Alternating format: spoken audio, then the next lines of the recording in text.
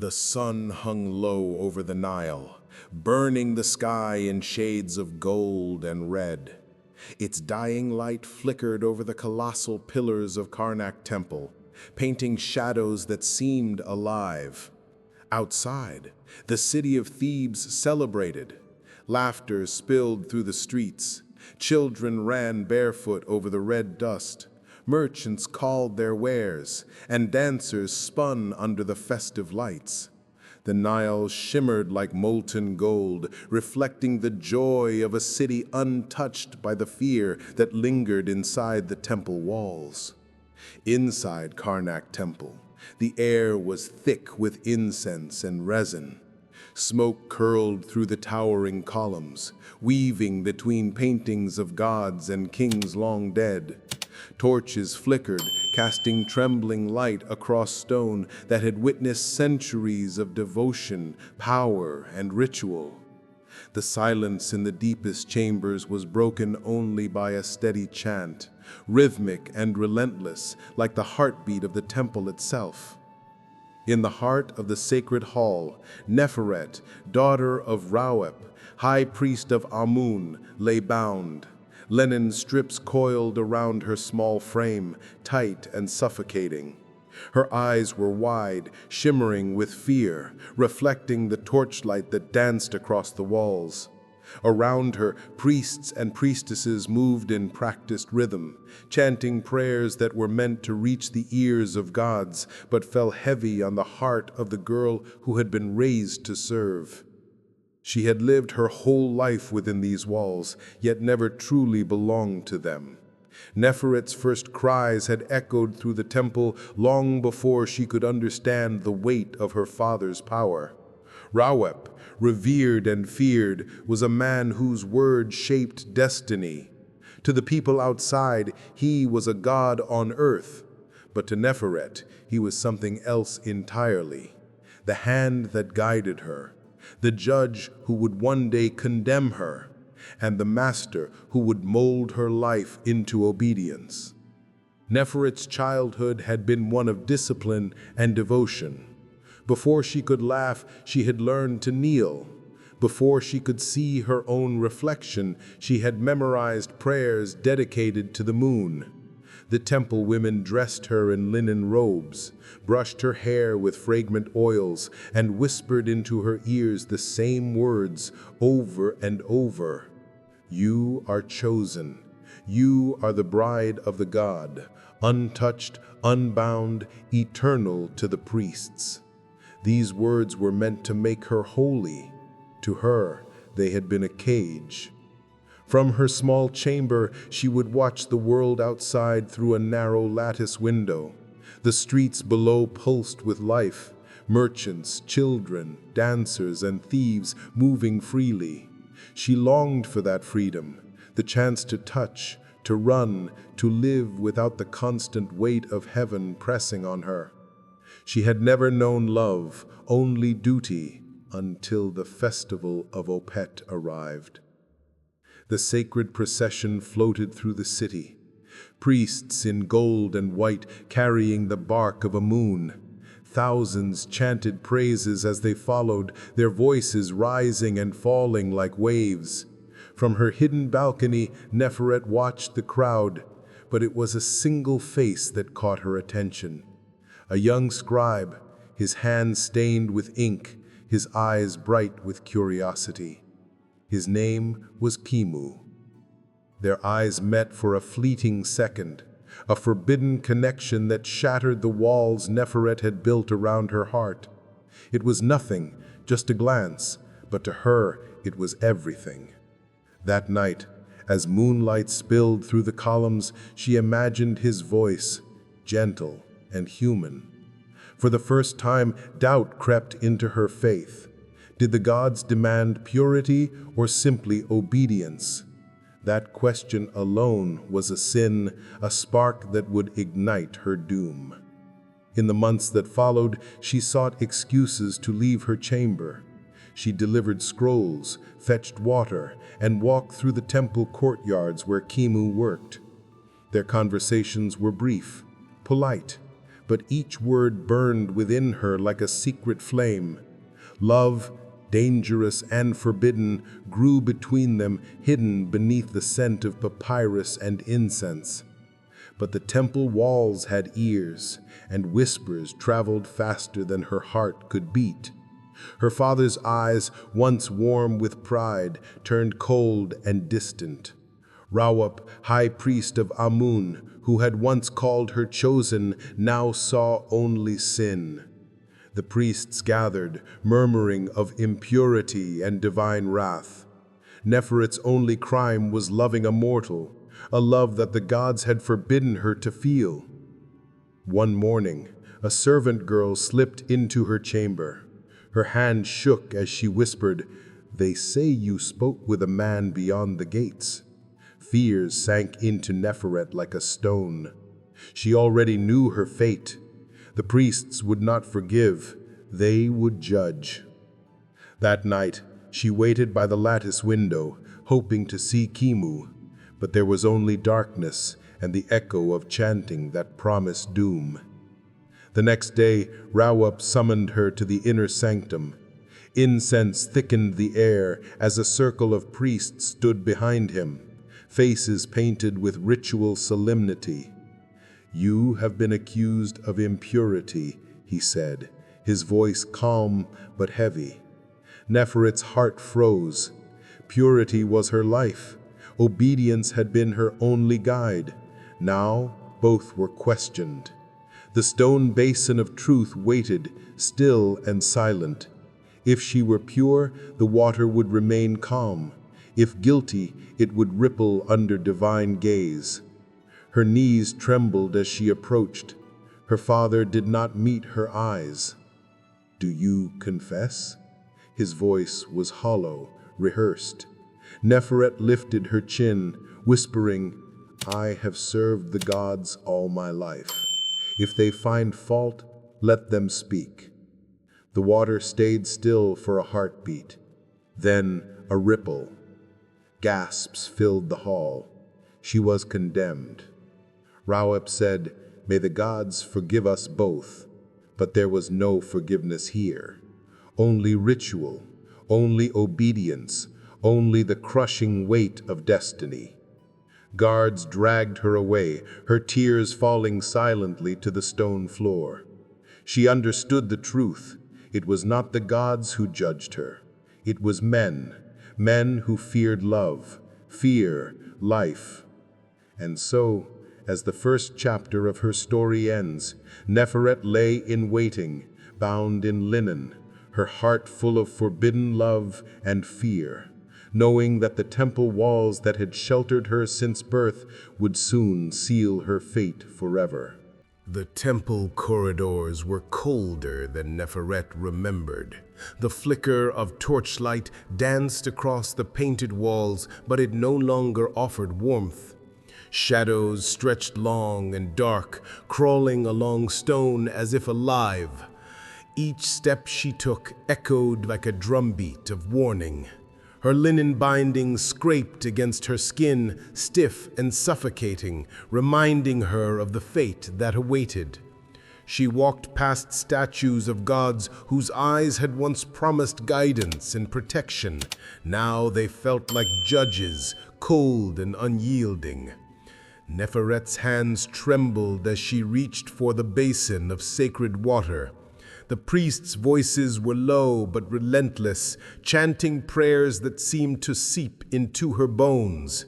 She had been taught all her life that devotion was protection, but devotion had never been so heavy, so cruel. Her father, Rawep, sat on his carved throne, a figure of power and authority. His face, carved from stone by the years of his own ritual discipline, betrayed nothing. But Neferet could see it in his eyes. The same eyes that used to shine with pride, now clouded with fear and suspicion. She remembered the man who whispered to her, "You are chosen." That man no longer existed. Fear settled into her chest like a stone. Every heartbeat reminded her that she was human, fragile, and alone. The other priestesses, women who had brushed her hair and whispered blessings over her, now avoided her gaze. Even the temple air seemed to shun her, carrying the scent of incense like a warning instead of comfort. Nefaret's mind wandered to Kimu. Did he know? Had he been punished for daring to meet her gaze? Did he even remember her at all? The thought brought both pain and a faint warmth. Even in despair, her heart clung to that one connection that made life feel human. The priests brought her to the inner chamber, where the trial of purity awaited. The stone basin of water glimmered in torchlight. It was a test, ancient and sacred, meant to separate the pure from the sinful. Nefaret's stomach churned as she approached it. The surface of the water reflected her pale, trembling face. Her own reflection seemed distant, like a stranger staring back at her. "You stand accused of impurity," Rawep intoned, his voice echoing through the hall. "A daughter of Amun must be untouched by mortal desire." Nefaret swallowed hard. Every lesson she had been taught, every word whispered in her ear since childhood came crashing down. Obedience had been everything. Faith had been everything. Yet obedience demanded her death, and faith had become her prison. She knelt before the basin, hands clasped, heart pounding. She whispered the prayers she had memorized since birth, but they faltered, turning to dust on her tongue. Her eyes strayed to the priests around her, their painted faces masks of judgment. Then a ripple crossed the surface of the water. Gasps filled the chamber. Nefaret's body stiffened. The priests declared her unclean. Rawep closed his eyes, a small, almost imperceptible shudder passing through him. "May the gods forgive us both," he whispered, though no forgiveness could reach them now. The weight of their words crushed her. She understood at last that this was not divine judgment, it was human fear, twisted into sanctity. Men feared what they could not control: love, desire, freedom. And so they claimed righteousness, hiding cruelty beneath ritual. That night, Nefaret was led through corridors she had once wandered freely. Torchlight flickered across walls that told stories of gods and kings. The carvings seemed to follow her, eyes painted long ago, watching as she moved toward her fate. She passed jars of sacred oils, baskets of linen, and offerings she had helped prepare as a child. Now, all of it belonged to death. Her chamber, once a place of learning and prayer, had become a tomb. Guards stayed outside her door, torches burning through the night. The priestesses who had once cared for her turned away, fear in their eyes. Silence reigned, broken only by the slow drip of water from the ceiling and the quiet murmur of prayers. Nefaret tried to pray too, but her voice refused to rise. Faith had abandoned her. In the quiet moments, she remembered the festival outside, the laughter along the Nile, the music drifting across the city. Life continued beyond the temple walls, untouched by fear and ritual. She longed to be there, to run along the dust streets, to feel the sun on her skin, to live a life that had been denied to her. But those dreams belonged to another world, a world that had no place for a chosen daughter condemned to die. Nefaret's line returned to Kimu again, his ink-stained hands, his bright, curious eyes. Even now, in the shadow of death, the thought of him brought her warmth. It was a dangerous warmth, a flame that could not survive the temple's cold judgment. Love was forbidden, desire was sin, and yet it remained, stubborn and human, like a heart refusing to be silent. As dawn approached, she felt the weight of the linen bindings against her skin. They were not just cloth, they were chains, wrapping her life, her body, her very breath in ritualized obedience. Each strip tightened around her, each layer sealing her fate. The scent of resin filled her lungs, sweet and sharp, a reminder of the life she would never live.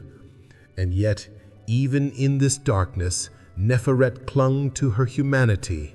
She remembered the world outside the temple, the golden Nile, the laughter of children, and the glance of a young scribe who had dared to see her. That memory was both her torment and her salvation.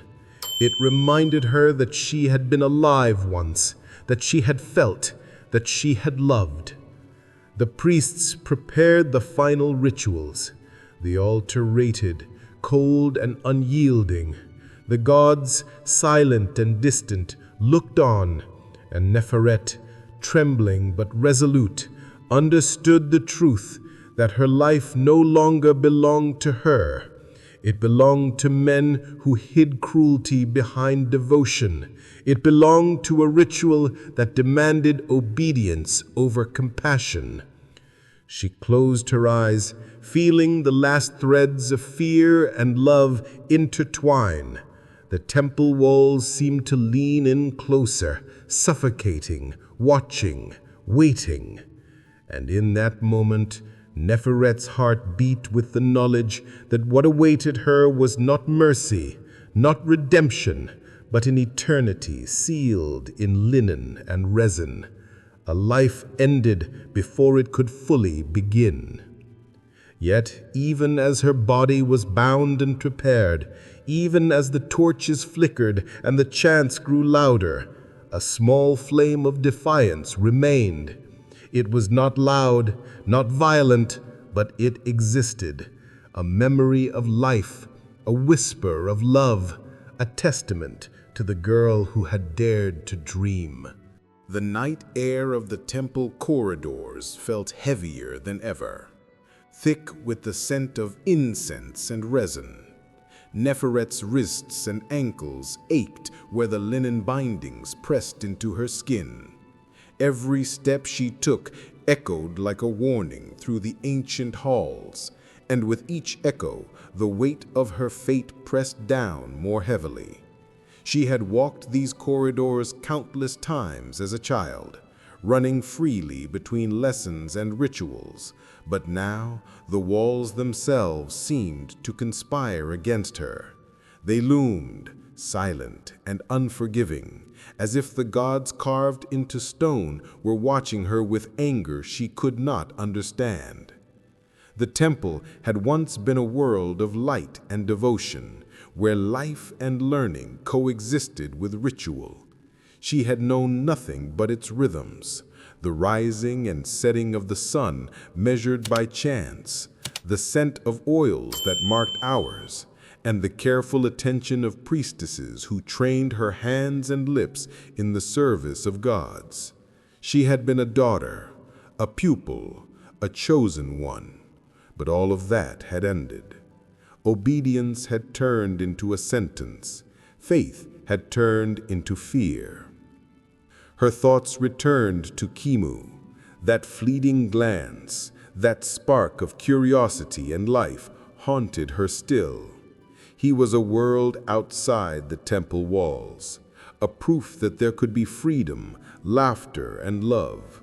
She closed her eyes and tried to remember the softness of his gaze, the quiet strength of his hands moving across the papyrus, the way he had dared to see her as more than an object of ritual. But the memory only made the walls of the temple feel smaller, the air heavier, and the coming ritual more suffocating. The priests had begun their preparations. Jars of sacred oils, sharp resin, and finely woven linen were laid out with careful precision. Each object, every tool, was designed to enforce obedience, to erase choice, to remove the flicker of human life that dared exist in Nefaret.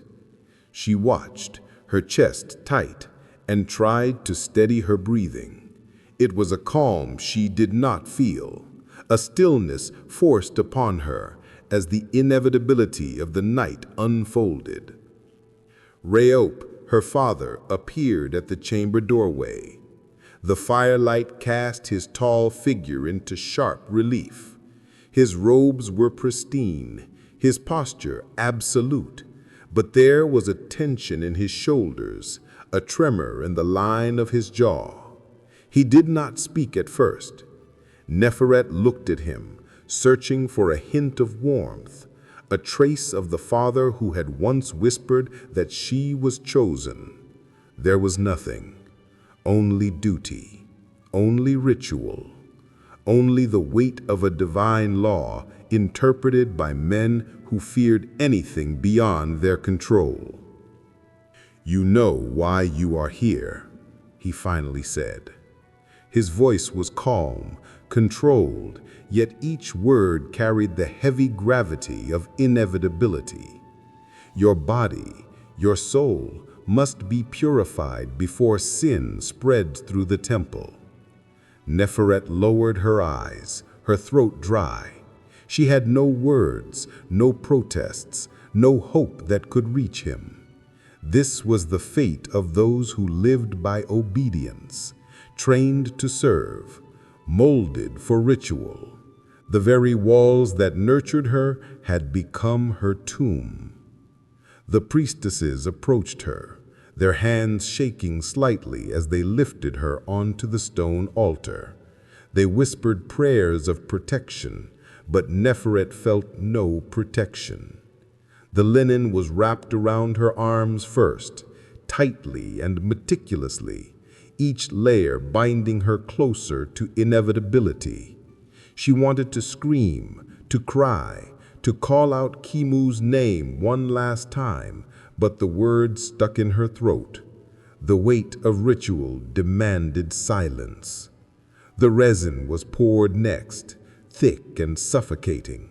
Its scent burned her nose and throat, a sweet and terrible reminder that life and choice were slipping from her grasp. Each breath she drew was a battle against panic, a struggle to remain present in a body that was being transformed into a monument of obedience. The priests chanted, their voices rising, a tide of rhythm meant to drown her humanity. But Neferet's mind clung stubbornly to the memory of sunlight on the Nile, the sound of distant laughter, the brief spark of life that Kimu had offered her. She thought of the festival outside, the golden glow of the river, the voices of children racing across the dust. That world had existed alongside hers, but it had been forbidden to her. Her heart ached with the realization that she would never touch it, never feel it, never live it. All that remained was the present, the ritual, the suffocating silence that the temple imposed. Reop did not look at her as he recited the final words of the purification ritual. He had trained his voice to mask emotion, but Nefaret could feel the undercurrent of grief, the suppressed regret that his role demanded he bury. It was not the gods who judged her. It was him. It was men. It was fear masquerading as devotion. As the last strip of linen was wound around her face, pressing her lips into silence, she understood the full extent of her fate. Her body, her breath, her life would be sealed away, a testament not to holiness, but to cruelty sanctified by fear. She had been a daughter, a chosen vessel, a girl who dared to love. Now she would become nothing more than stone and linen, a silent reminder of obedience enforced at the cost of humanity. Hours passed. The torches burned low. The chants continued, filling the chamber with sound meant to sanctify, but Nefaret felt only emptiness. Time lost meaning. The slow drip of water from the ceiling, the scratch of linen against stone, and the faint movements of the priestesses were her only companions. In the quiet moments, she remembered Kimu again. His face, so simple and human, was a light in the darkness. She had been allowed to feel life only to have it stripped away. Her thoughts of him were dangerous, yet they were the last thing keeping her spirit alive. Love, she realized, was a flame that could not be extinguished by fear, by ritual, or even the weight of the temple itself. When the priests finally completed their work, Nefaret lay fully bound, her body encased in linen and resin, unable to move, unable to speak, yet still conscious. She was alive, trapped beneath the weight of devotion and fear, a human soul caught in a monument of ritual. The silence of the chamber was absolute, but in her mind, her heart continued to beat, stubborn and defiant. The temple doors closed. The torches outside burned through the night, marking the city's celebration, the festival along the Nile. Life continued beyond the walls, unaware of the girl whose life had been stolen in the name of gods. And yet, even as the silence settled, Neferet's spirit remained a whisper beneath linen, a heartbeat beneath stone, a life that refused to be fully buried. The stone door closed behind her with a sound that seemed to echo into eternity. Nefaret lay on the cold altar, bound in linen, her body pressed into the hard surface, the resin still warm and sticky against her skin. The torch's light flickered once, twice, then dimmed, leaving the chamber in shadows. Silence claimed her. Not just the silence of absence, but the silence of inevitability. It pressed against her chest, heavy and suffocating, as if the air itself conspired to steal her last breaths. She tried to move, to lift a hand, to shift her body, but the bindings were relentless. Each layer of linen was soaked with resin, hardened into armor, leaving only a heartbeat and a mind full of memories. She could no longer scream. The world would not hear her. She could no longer pray. The gods had abandoned her. She was utterly, terrifyingly alone. Neferet's thoughts returned to the city outside, the festival along the Nile. She imagined the water glowing in the sunset, the laughter of children chasing one another through red dust, the cries of merchants calling their wares, and the music that had once filled her ears from her hidden balcony. That world was alive, vibrant and untouched by fear. And she, chosen daughter of Reop, high priest of Amun, had been wrenched away from it, condemned to silence beneath stone and ritual. Time became meaningless. Hours stretched into endless darkness. Her mind clung to fragments of memory, the scent of papyrus and ink, the gentle brush of her hair in the temple courtyards, the brief glance of Kimu's bright eyes. Each memory burned with longing and grief. It was a cruel mercy, reminding her of a life she would never reclaim, a world she could no longer touch. The priests outside whispered and prayed, their voices carrying down the corridors, distant and detached. Nefaret could feel the vibration of their chants through the stone floor, a rhythm meant to sanctify, to mark her passage from life to ritualized death. But she was still alive. Her heart beat stubbornly beneath the linen, a defiant drum echoing in the quiet of her own mind. She was a prisoner of faith, of obedience, of cruelty masquerading as devotion. She thought of her father, Reop, sitting high on his throne among the priests. Once he had held her close, praised her devotion, whispered that she was chosen. Now his eyes had turned cold, his love replaced by duty, his pride now a weapon against her life. She understood it all too clearly. The gods had not condemned her, men had. Fearful men had built rituals around obedience, and obedience demanded her death. Hours passed, and the silence deepened. The resin hardened completely, locking her in place. Her breath was shallow, careful, measured. She had been trained to endure discomfort, to pray through fatigue, to remain still during ceremonies. Yet no lesson had prepared her for the terror of being alive while buried, of feeling life strangled by devotion. In the darkness, Nefaret imagined Khemu again. His eyes, wide with curiosity and warmth, were a spark she could not let go. She remembered his hands, stained with ink, the way he had dared to meet her gaze, to see her as human, not ritual. Her lips pressed against the hardened linen, and she whispered his name softly. Even if no one heard, even if the world above had forgotten her, he existed in her memory.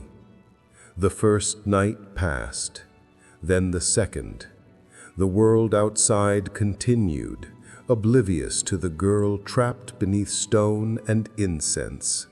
The festival ended, laughter faded, merchants closed their stalls, and the Nile continued to flow, indifferent to the suffering hidden within the temple walls.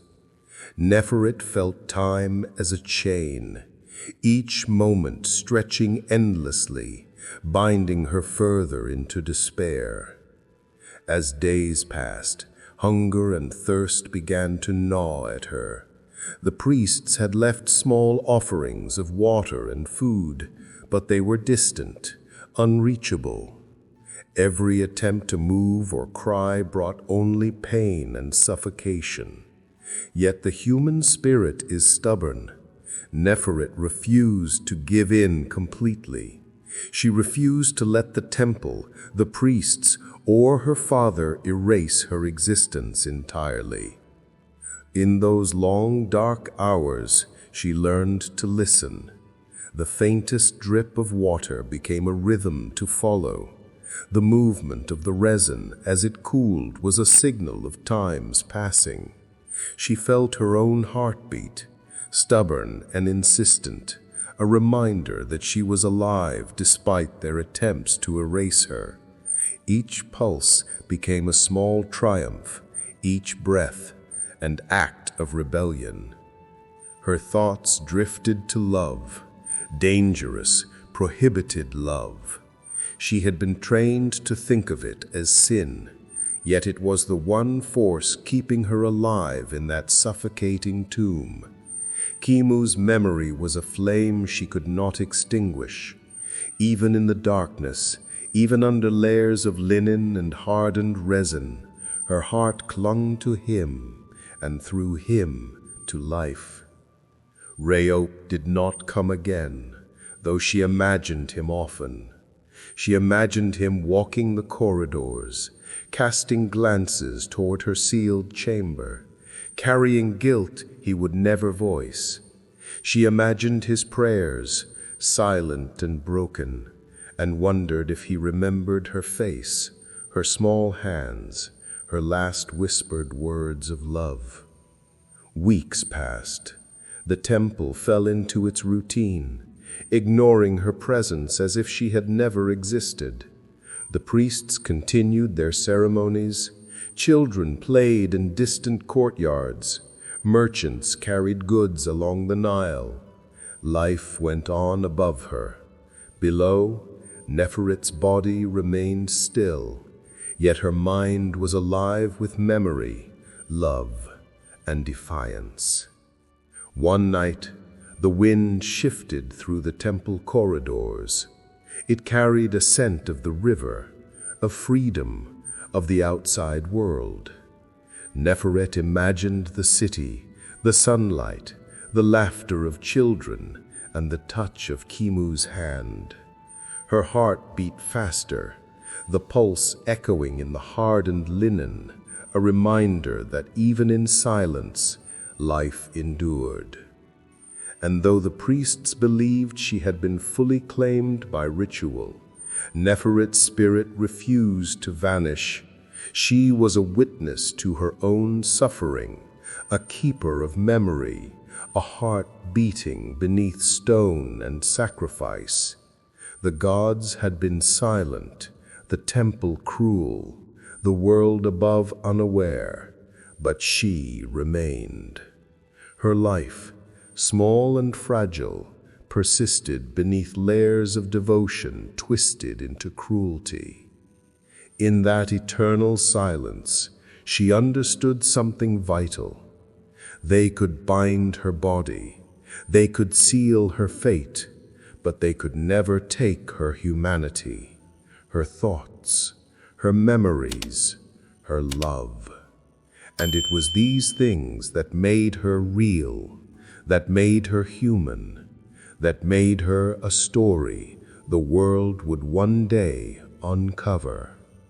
Neferet's breath slowed. Her heart continued, stubborn and defiant. She was trapped, yes, but she was alive. And even as centuries waited, as sand would one day bury the temple and the gods would be forgotten, the spark within her, the flame of love, of memory, of life, would endure. Time became a stranger in the chamber. Days blurred into nights, weeks into months, and Neferet had no way of measuring them. The air around her was heavy with the scent of resin and incense, a mixture meant to purify and suffocate at once. Every inch of her skin pressed against the hardened linen, her body immobile, yet her mind remained painfully alive. The silence was a cage, but it was also a mirror, reflecting every memory, every thought, every longing she had ever known. Neferet remembered her childhood with a clarity that made her ache. The temple courtyards, once filled with laughter, were now memories carved into her mind. She remembered the feel of fragrant oils in her hair, the sound of priests chanting as they walked past, the warmth of sunlight on the stone floors. These recollections became a lifeline, a secret world within the darkness. Even in her entombed state, she could see it all as clearly as if she had stepped outside herself. But alongside the sweetness of memory came the weight of reality. She was trapped, alive beneath stone and ritual, her body a vessel of obedience gone wrong. Hunger and thirst gnawed at her slowly, a reminder that life persisted in her as it had been denied to her. She tried to focus on her heartbeat, letting it remind her that she still existed, that she had not been erased. The silence above continued its rhythm, oblivious to the suffering below. The Nile flowed. Traders shouted their wares, children ran through the streets, and festivals lit the night with music and laughter. Neferet imagined them, imagined the golden sunlight catching the water and reflecting in the eyes of those free to live. It was a world that had existed alongside her own, but it was now entirely out of reach. She thought of Kimu again, the young scribe whose glance had once shattered her world. She had never spoken to him after the day of their secret encounters, and the thought of him haunted her. Did he live? Did he remember her? Had the temple's walls kept him safe, or had they punished him for daring to notice her? Love was forbidden, but it was the last thread keeping her spirit tethered to life. The resin hardened each day, locking her into a coffin-like armor. Her breath became measured, careful, as each inhale reminded her that she was alive. Every heartbeat felt monumental, a defiance against the will of men who had twisted devotion into a weapon. Nefaret realized something terrifying and beautiful. Though her body had been claimed, her mind and heart remained her own. She began to sense the rhythms of the temple above her. Footsteps, distant but distinct, carried messages of life and motion. Voices whispered, some in prayer, some in mundane conversation. For the first time, she noticed the wind traveling through the stone corridors, carrying the sense of the Nile in the city. These small connections to the world outside became a lifeline, tiny reminders that existence had not abandoned her entirely. One day, or what she believed to be a day, a shift occurred. The vibrations through the stone felt different, heavier, as if someone above was approaching her chamber with intention. She held her breath, listening.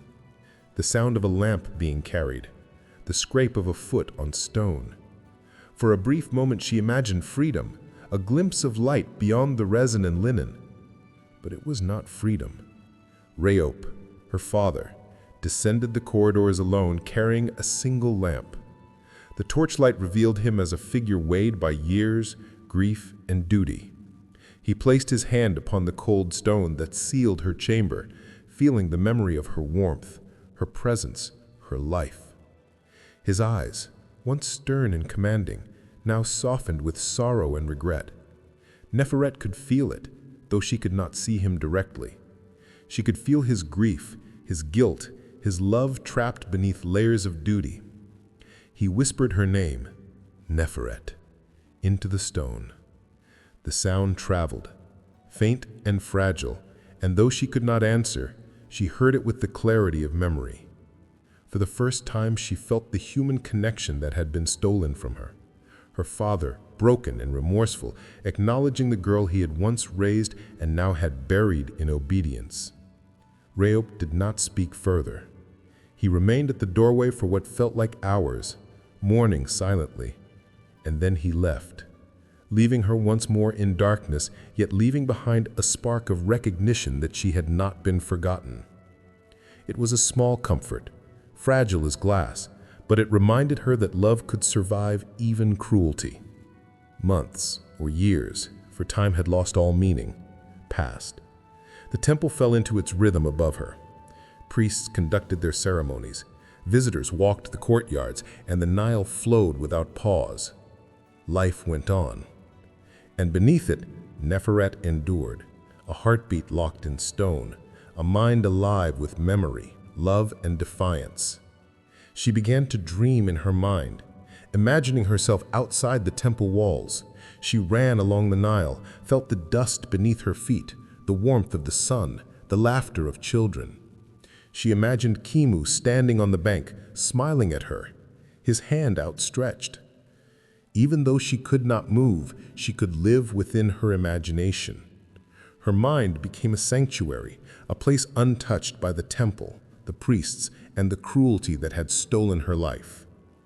But even as she clung to these visions, reality remained cruel. Hunger bit, thirst burned, and every movement caused pain. The hardened resin restricted her breathing and pressed against her lungs. She had no choice but to endure, to survive mentally when physically she was imprisoned. And yet that survival itself was an act of defiance. She would not allow them to claim her mind. They could bind her body, but her spirit remained free. And then, faintly, she began to hear something else, a sound she had not noticed before, a scratch, almost imperceptible, behind the walls. At first she thought it was her imagination, a trick of hunger and isolation.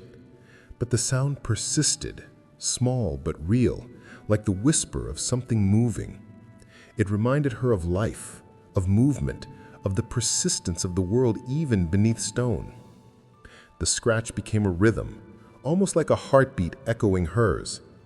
It was a small connection to the world outside, a reminder that nothing, not even ritualized cruelty, could completely erase life. Nefaret clung to that rhythm, that heartbeat, as she had clung to memories, to Kimu, and to the fleeting warmth of her father's grief. Even in the deepest darkness, life endured. Even in the most suffocating silence, the human spirit could persist. Neferet's mind became sharper, more alert. She cataloged every sound, every vibration, every memory, turning the tomb into a place of quiet vigilance. And though the priests above continued their lives, oblivious to the girl alive beneath their feet, Neferet remained awake, a witness to her own endurance. She was not a relic yet. She was not a victim yet. She was a heartbeat, a thought, a spark beneath stone.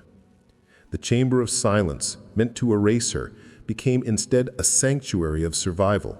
And though she could not move, could not speak, and could not see, she understood the terrible beauty of existence.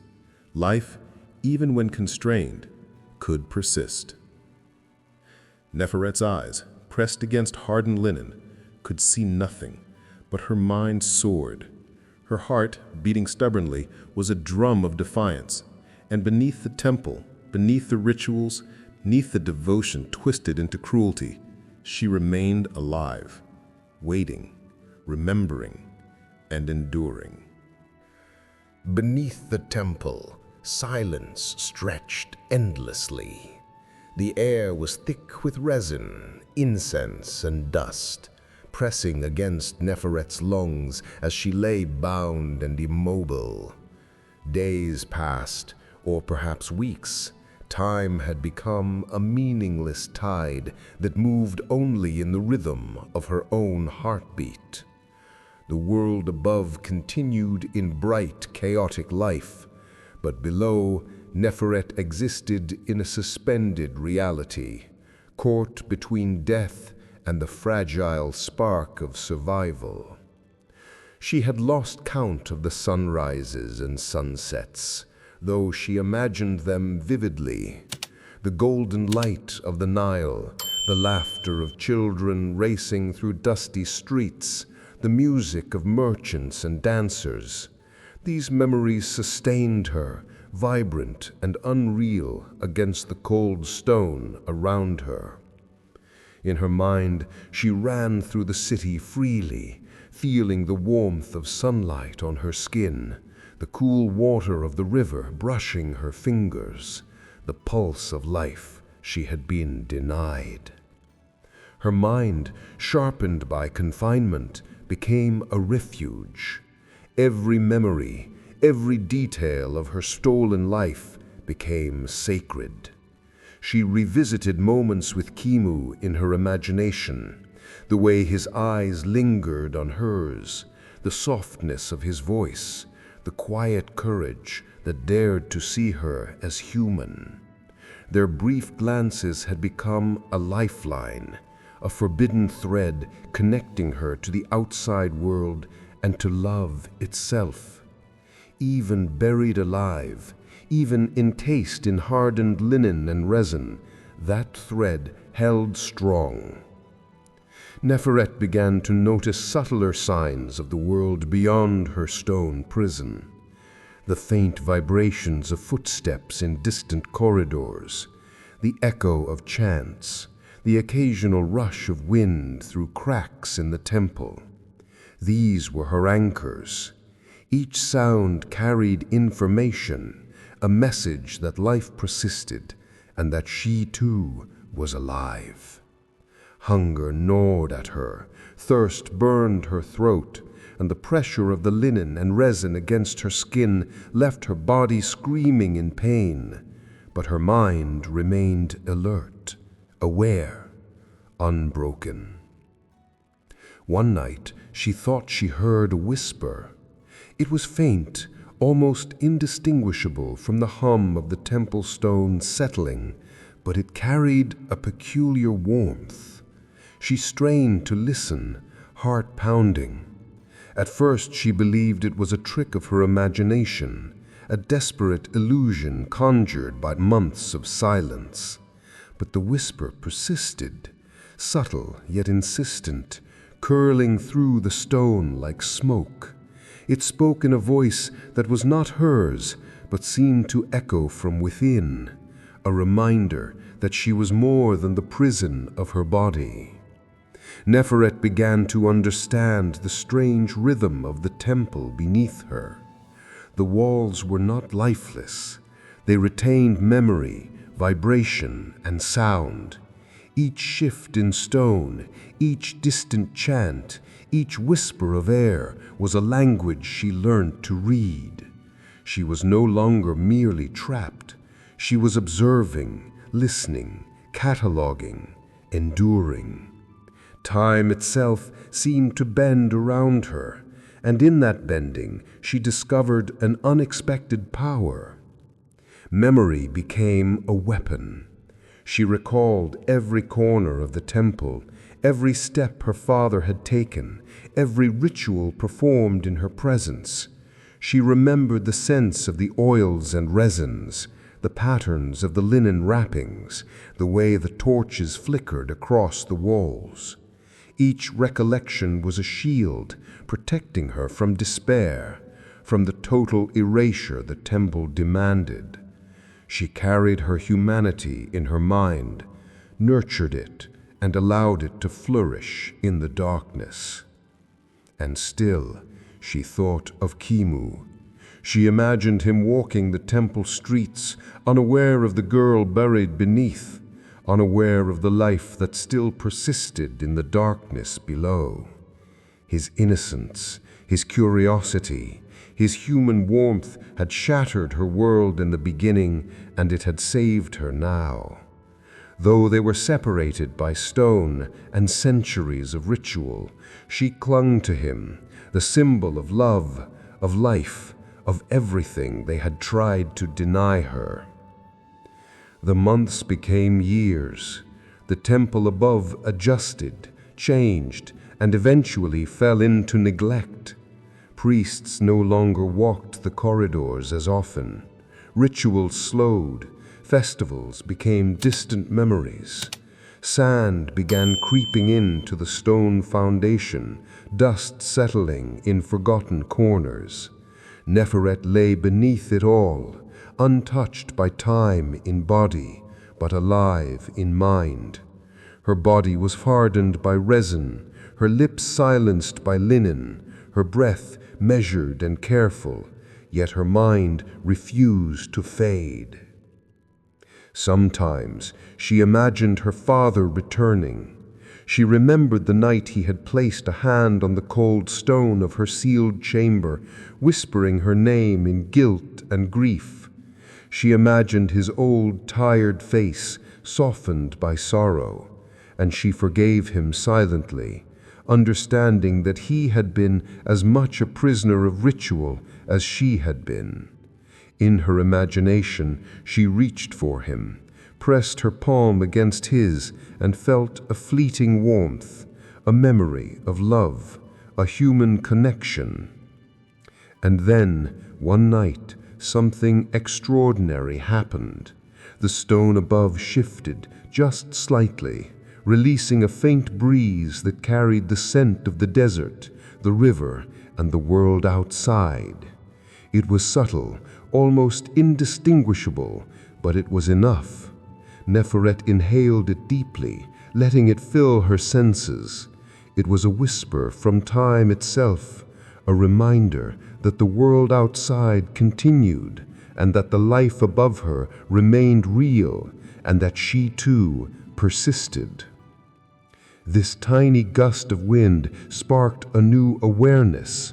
She realized that while men had bound her body, while priests had attempted to erase her existence, they could not erase the truth of life itself. Her spirit, her love, her memory, her defiance, all remained intact. Even beneath stone and ritual, she was still alive. And with that knowledge came a strange serenity, a quiet strength she had never known as a child in the temple. In the following weeks, she began to test the limits of her confinement. She pressed her fingers against the hardened linen, explored the angles of her body, felt the strength and resistance of the resin.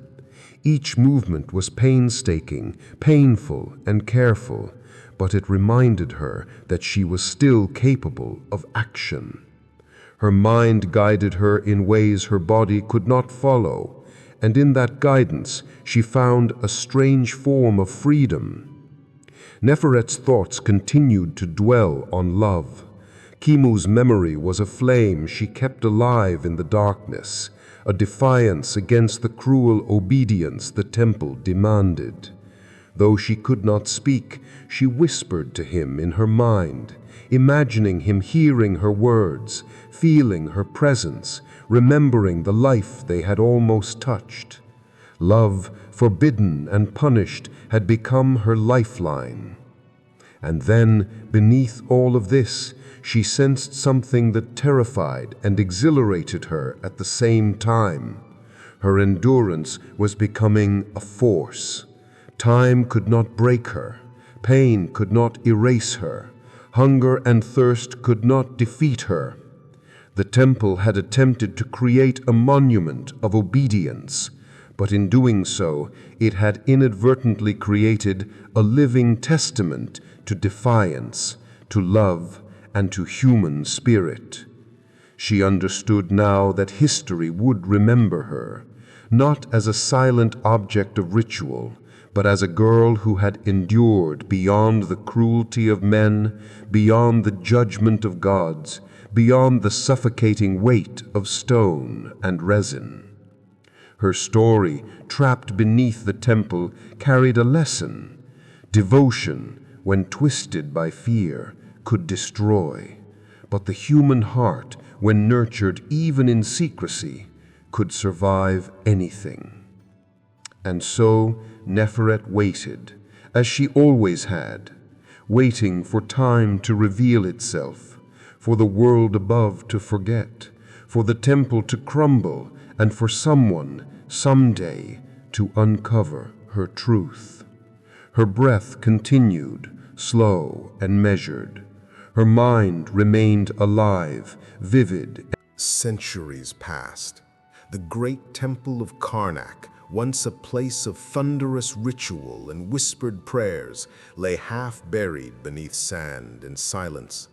The pillars had crumbled, the carvings worn by wind and time, and the city that had celebrated the Nile festivals moved on, unaware of the secret grave beneath their feet. Beneath the ruins, Nefaret remained. The hardened resin and linen that had encased her body centuries ago had preserved her form as if time had been merciful. She was neither completely forgotten nor entirely erased. Beneath the weight of stone, beneath the dust and decay, her heartbeat had slowed but not ceased. Her body had survived as an unintentional relic, her mind alive in memory, her spirit unbroken. Above her, explorers moved with careful precision, brushing away centuries of sand and debris. The air carried the modern smells of leather, metal, and candle wax. They laughed and argued, unaware that their shovels and picks were close to disturbing the silence of a life that had endured more than any of them could imagine. It was a young archaeologist, Henry Lawson, who first noticed the strange markings on a half-buried wall, symbols unlike the usual hieroglyphics, warnings more than proclamations, scratches that suggested caution. His pulse quickened as he cleared the stone, revealing the sealed entrance. The expedition had come expecting tombs of kings or artifacts of trade, but this was something different, something that carried the weight of secrecy, fear, and devotion all in one. 3 days it took them to break the stone.